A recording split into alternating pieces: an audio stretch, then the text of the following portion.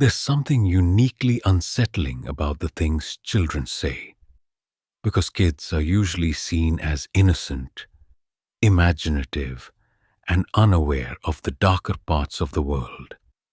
And most of the time, when they say something strange, it's easy to laugh it off, to assume it's just their imagination, just a random thought, something harmless that doesn't mean anything. But sometimes, they say things that don't feel random at all, things that sound too specific, too detailed, too aware, like they're describing something they shouldn't possibly understand. And that's what makes certain moments so disturbing, because you're left wondering where those words came from, and more importantly, how. Tonight, I'm going to share 3 true stories about the creepiest things kids have said. Moments that started off as small, unusual comments and slowly turned into something much harder to explain. And these aren't just funny or weird things kids say. These are the kind of statements that stay with people long after they hear them. The first story comes from a young couple who had recently moved into a new house with their 4-year-old daughter, a quiet home in a normal neighborhood where nothing seemed out of place. And for the first few weeks, everything felt completely normal. Their daughter adjusted quickly, playing in her room, exploring the house, and acting like any other child her age. But then one night, something changed. As the mother was putting her to bed, the little girl suddenly looked past her towards the corner of the room and smiled. At first, the mother didn't think much of it, assuming her daughter was just distracted or imagining something. But then the girl said something that made her pause. She said, "He's back." The mother frowned slightly, asking who she meant. But the girl didn't look at her. She kept staring at the same corner, her expression calm, almost familiar, and said, "The man who watches me sleep." A cold feeling settled in the mother's chest instantly. She tried to stay calm, asking her daughter what she meant, if she had seen someone before. But the girl just nodded slightly, still looking at the empty space. She said he comes at night, that he stands in the corner and doesn't talk, just watches. The mother quickly checked the room, turning on the light, looking in every corner, every closet, under the bed. But there was nothing there. She reassured her daughter that no one was in the room, that it was just a dream. But the girl shook her head slowly. She said, "No, he's real." The mother tried to brush it off, thinking it was just imagination, something kids sometimes come up with, and eventually left the room. But that uneasy feeling didn't go away. The next night, it happened again. As she tucked her daughter in, the girl looked toward the same corner and waved. The mother felt her stomach drop slightly as she asked who she was waving at, even though she already knew what the answer would be.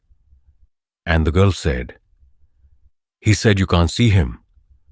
The mother forced a small smile, trying not to show how unsettled she felt, asking what else he said, and the girl responded in a calm, casual voice, "He said he used to live here." At that point, the mother didn't know how to respond. She finished putting her daughter to bed and left the room, trying to convince herself it was nothing, just a child's imagination. But the pattern continued. Every night, the girl would look toward that same corner, sometimes smiling, sometimes just watching, occasionally whispering things under her breath as if she was having a quiet conversation. The father eventually noticed it too, and one night, he decided to ask her directly, trying to keep his tone light. He asked her what the man looked like, expecting a vague answer, something clearly imaginary. But the girl described him in a way that didn't feel random at all. She said he was tall, that he didn't have eyes, just dark spaces where they should be, and that he always stood in the same spot, never moving closer, never leaving, just watching. The father felt a chill run down his spine but tried not to react, telling himself it was just a story she had created. But then the girl said something that made it harder to ignore. She said, "He doesn't like when you come in here." The father paused, asking what she meant, and the girl finally looked at him, her expression completely serious, and said, "That's why he stands behind you when you leave." A silence filled the room instantly. Neither parent said anything for a moment, both of them feeling the same uneasy realization at the same time. The father slowly turned around, instinctively, even though he knew there was nothing there, and the room behind him remained empty. That night neither of them slept well. They tried to dismiss it, to explain it away, but the details, the consistency, the way their daughter described everything, it didn't feel like imagination anymore. A few days later, the mother decided to look into the history of the house, just to ease her mind, just to prove to herself that there was nothing unusual about it. But what she found only made things worse. The previous owner of the house had lived there alone for years and had passed away in that very room. When she found an old photo attached to the records, her hands went cold, because the man in the picture matched exactly what her daughter had been describing, right down to the hollow dark eyes. After that, they moved out within a month, not waiting for anything else to happen. But even now, what stays with them isn't just what their daughter said, it's how she said it, calm, certain, like she wasn't imagining anything at all, like she was simply describing someone who had always been there. The second story comes from a father who experienced something that he still can't explain, not because of what he saw, but because of what his child knew. It started on a completely normal afternoon, nothing unusual, just a quiet day at home with his 3-year-old son, who was playing in the living room while he sat nearby, occasionally watching him, enjoying the calm routine. At some point, the child stopped playing and looked up at him, completely out of nowhere, and asked a question that caught him off guard. He said, "Why did you die?" The father laughed at first, thinking it was just random child logic, something meaningless, and asked what he meant. But the child didn't laugh. He just stared at him, confused, and said, "You were in the car. It was dark. And then you didn't wake up." A strange silence filled the room. The father felt a slight chill, but quickly brushed it off, assuming his son had seen something on TV or heard something somewhere, even though he was usually careful about what the child was exposed to. He tried to redirect the conversation, asking him where he heard that from, but the child didn't answer directly. Instead, he just said, "I remember it." The father felt something shift in his chest at that moment. Something subtle but uncomfortable, because there was no reason for his son to say something like that, no context, no explanation. Still, he forced himself to stay calm, telling himself it was just imagination, just a coincidence. But over the next few days, the child started saying more things, small details, random at first, but slowly forming a pattern. He talked about a road his father used to drive on, a specific one, describing it in a way that felt too clear for a child who had never been there. He mentioned a car that the father had owned years before the child was even born, describing its color, the interior, even a small scratch on the side that very few people knew about. The father tried to find logical explanations, maybe old photos, maybe something he had mentioned without realizing it, but nothing added up. Then one evening, everything changed. The child was sitting quietly, drawing something on paper, when he suddenly looked up again and said, "It wasn't your fault." The father froze slightly, asking what he meant, his voice more serious now, and the child responded calmly, "The other car didn't stop." A cold wave of realization hit him instantly. Years before his son was born, the father had been involved in a serious accident, one that he had survived, but barely, and it was something he rarely talked about, something he had never once mentioned around his child. The details of that night, the darkness, the sudden impact, the feeling of losing control, all of it came rushing back in an instant. He stared at his son, his mind trying to process what he was hearing, and asked him where he heard that from. But the child just shook his head slightly. He said, "I was there." The father's breath caught in his throat. He didn't know how to respond, didn't know what to say, because there was no explanation that made sense. The child went back to drawing as if nothing had happened. Completely calm. Completely normal, like he hadn't just said something impossible. For a few minutes, the father just sat there, staring at him, the weight of what he had heard settling in slowly. And then, without looking up, the child said one more thing, quietly, almost casually. He said, "You looked at me before it happened." The father felt his entire body go cold, because that was something he had never told anyone. In the seconds before the crash, there had been a moment, brief and unexplainable, where he thought he saw someone in the reflection of the windshield. Not clearly, not enough to understand, just a shape, a presence, something that didn't make sense at the time, and that he had convinced himself wasn't real. He had never spoken about it. Not to family, not to friends, not to anyone. And yet, his son had just described it. After that day, the child never brought it up again.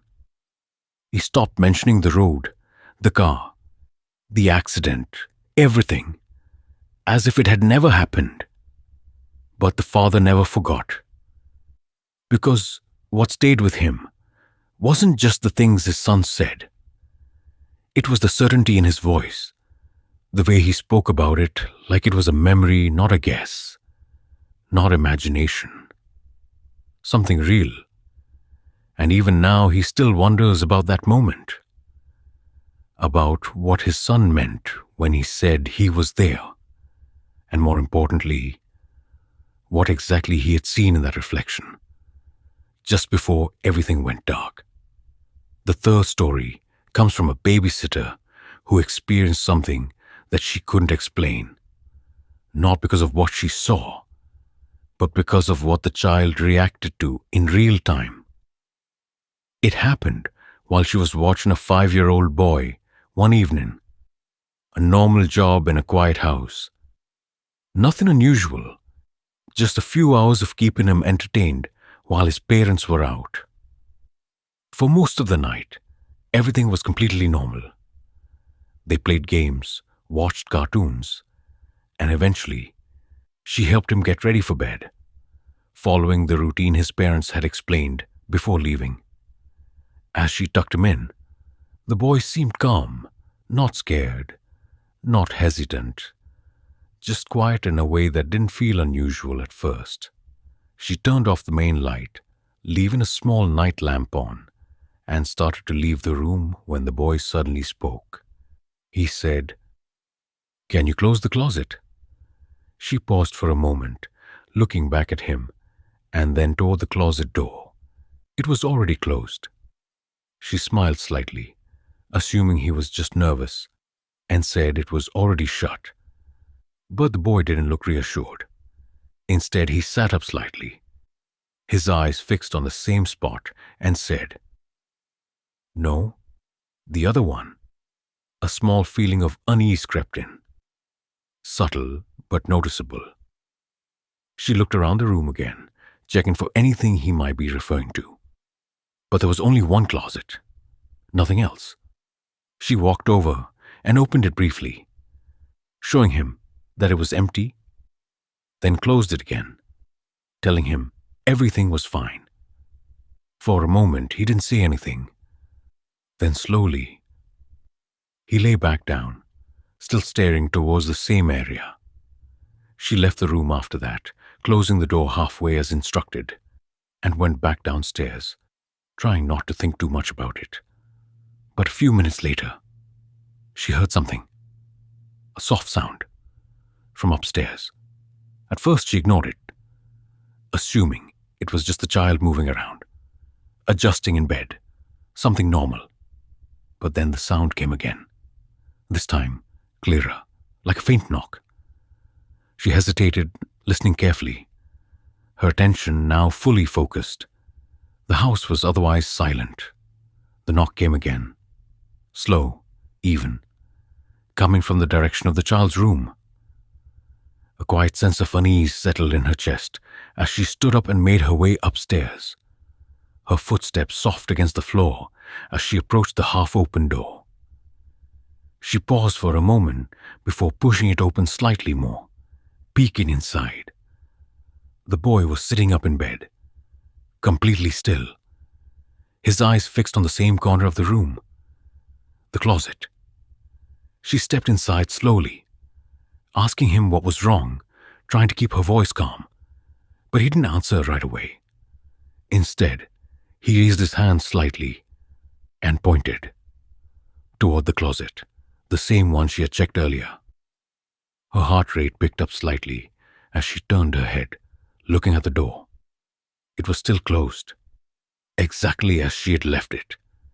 She walked closer, each step feeling heavier than the last, and stopped just a few feet away from it. For a moment, nothing happened. The room was silent, still. Then, a sound came from inside, a faint tapping, from behind the door. Her breath caught slightly as she stood there, frozen, her mind trying to come up with a rational explanation. But before she could react, the boy spoke.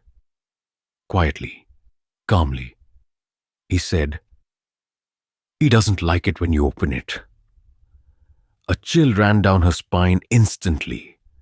She turned back toward him, asking what he meant, but the boy didn't look at her. He kept staring at the closet, his expression completely serious, and said, "He's been here the whole time." The babysitter felt a wave of fear rising in her chest, but she forced herself to stay calm, telling herself it had to be imagination, something explainable, and slowly reached out toward the closet door. Her hand hovered over the handle for a second, and then she stopped, because something didn't feel right. Not the room, not the house, something else, something instinctive, like she shouldn't open it. She pulled her hand back slowly, stepping away from the door, her breathing uneven now, her eyes fixed on it as if expecting it to move. The boy finally looked at her, and for the first time, his expression changed. He looked scared, not of the closet, of her. He shook his head slightly and whispered, "It thinks you can't see it." Her entire body went cold, because she hadn't said anything. She hadn't asked what he meant, and yet he was responding to something she hadn't spoken out loud. She didn't stay in that room any longer. She grabbed the boy, carried him downstairs, and stayed there with every light on until his parents came back. When she told them what happened, they tried to explain it away, saying he sometimes had an active imagination, that he said strange things at night, but as they were talking, the boy quietly interrupted. He looked at his parents, then at the babysitter, and said something that made the entire room go silent. He said he followed us. The house felt different after that. Not louder, not darker, just not empty. And even now, what the babysitter remembers most isn't just the sound from the closet. It's the way the child reacted, the certainty in his voice, the way he didn't seem surprised, as if whatever was there wasn't something new. It had always been there, just waiting for someone else to finally notice it too. And the most unsettling thing about moments like these isn't just what the children said, it's how they said it, because there's a difference between imagination and certainty. And in every one of these stories, the fear didn't come from wild ideas or playful creativity. It came from the calmness, the clarity, the way these kids spoke as if they weren't making anything up at all, as if they were simply describing something real that they could see or remember. A man standing in the corner who no one else could see.